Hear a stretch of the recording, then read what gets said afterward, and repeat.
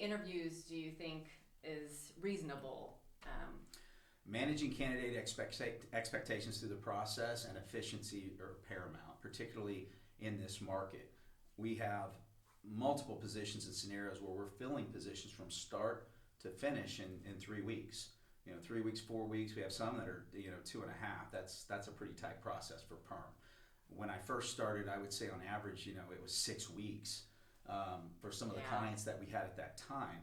So having too many interviews is a problem. You have to understand too, in this market and as many opportunities and a lot of the things that we work on, if your process is too long, those people are going to be gone before you get to the offer stage. And you're also showing an inability to make decisions, which you want to attract people that are problem solvers, strong emotional intelligence, and can make decisions, right? So understanding who the key members on your panel are that you want to interact with them, streamlining that process.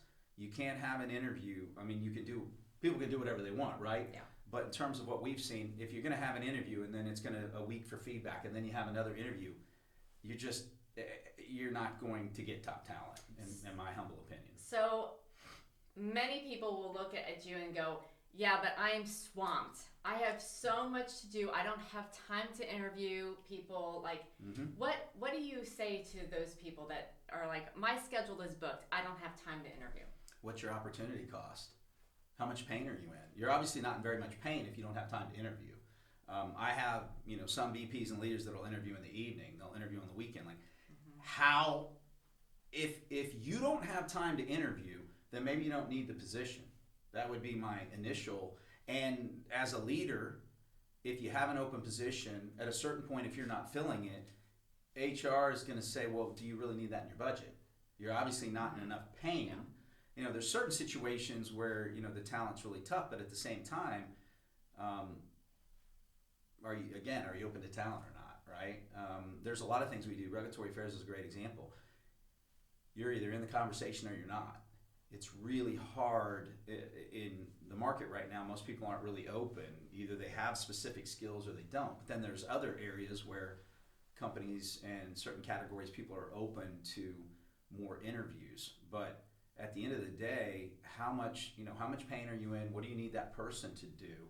Because we had a great example of a client. We've helped fill 18 positions since last summer, and we helped one of the VPs there.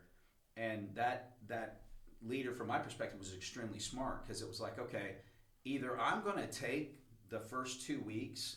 There were some backfills that needed to happen because, a lot of challenges with the pandemic. And then based on their growth, they had new positions. And she was smart enough to understand that if she did not interview and make time for it to fill her positions, well, who's going to do the work?